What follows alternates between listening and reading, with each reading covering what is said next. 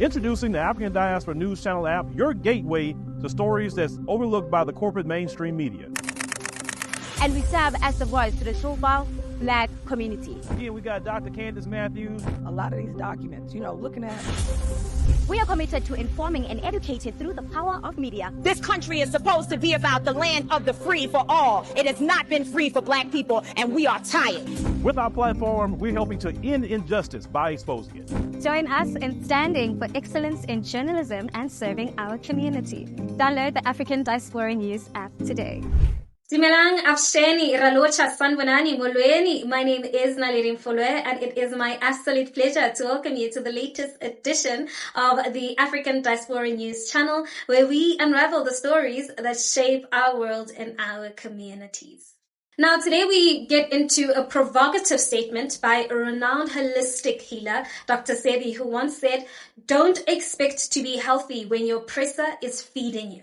Now, this powerful statement challenges us to actually think critically about the intersections of health, systemic oppression, and the food industry as a whole. Now, Dr. Sebi, who is a prominent figure in the world of natural health and wellness, was known for his advocacy of a diet free from processed foods and chemicals. Now, his statement actually emphasizes a significant critique on how systemic oppression can actually impact our well-being, especially through the food systems controlled by those in power. But what exactly does this mean in practice? I think that Dr. Sebi's points to a broader issue, which is the way in which marginalized communities often find themselves at the mercy of food systems that may not prioritize their health is the issue.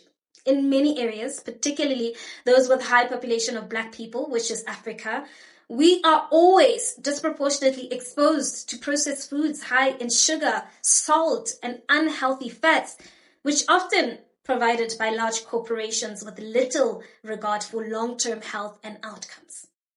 Let's have a look. My parting word would be this. Make sure that whenever you put something in your mouth, that something is going to complement you and that it's going to serve you well. It's going to support your nervous system. Because if you don't, you will find yourself stressed. Not only are you going to find reasons to dislike me, you're going to dislike yourself. A juicy, sizzling steak made by computer. This is science meat. FDA approved science meat, of course. That's great. When I told my mama that I had cured my 13 AIDS patient, she said, they're gonna get you.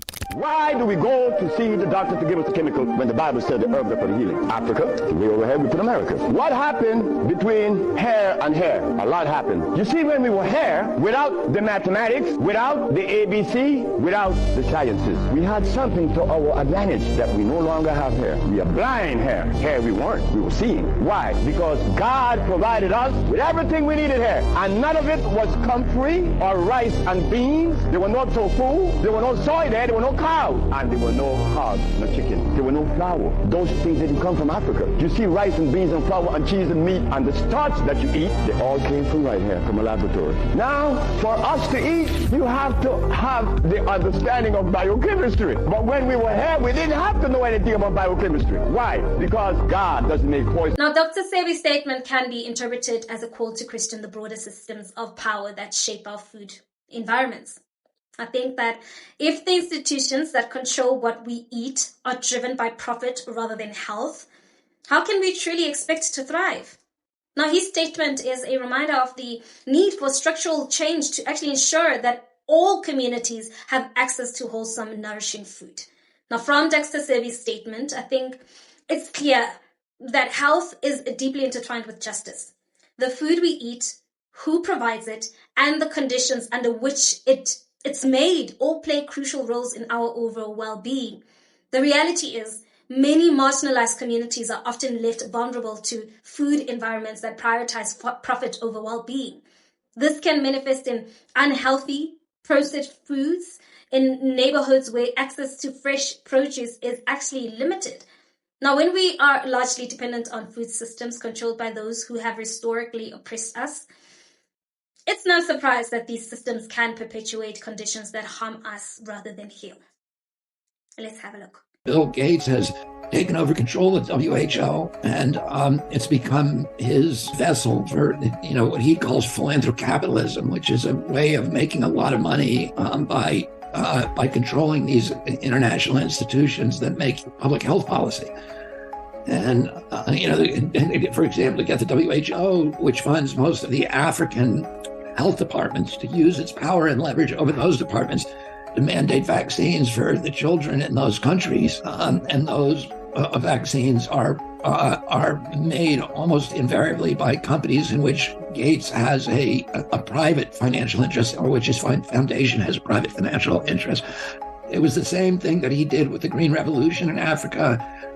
He got African countries to switch from traditional agriculture and switch it to GMO monocultures. Gates did bring in the corporations that he, owns, Coca-Cola, to buy the corn syrup and Kraft cheese and McDonald's and Monsanto and Cargill and all these other corporations to build the infrastructure for these GMO products, to build the supply chain, and then create those products and sell them to U.S. corporations. And it's been an absolute calamity for the people of Africa. And I think there's 30 million additional people who have become food insecure as a direct result of Gates's Green Revolution. And but Gates and his companies have made a killing on it, literally a killing. Now, social media went to buzz with one user on X saying, "The food on your table today may be grown with cheap, dangerous pesticides that are banned in Europe due to cancer-causing chemicals. Yet these pesticides find their way into Africa due to corruption and weak regulations. We are facing a cancer epidemic." Now, I believe that the lack of access to nutritious food and the abundance of harmful options reflect a deeper issue of inequity and neglect. Our health should not be compromised by the very systems that have perpetuated our oppression. Now, with that being said, what are your thoughts on the impact of systemic oppression in health and nutrition? And how can we work towards a more equitable food system? We want to hear from you. Let's share your views and comments below. Let's engage in the comment section. We really want to hear from you. And while you're at it, please don't forget to give this video a thumbs up. That's it from me. Thank you so much for watching. Till we meet again.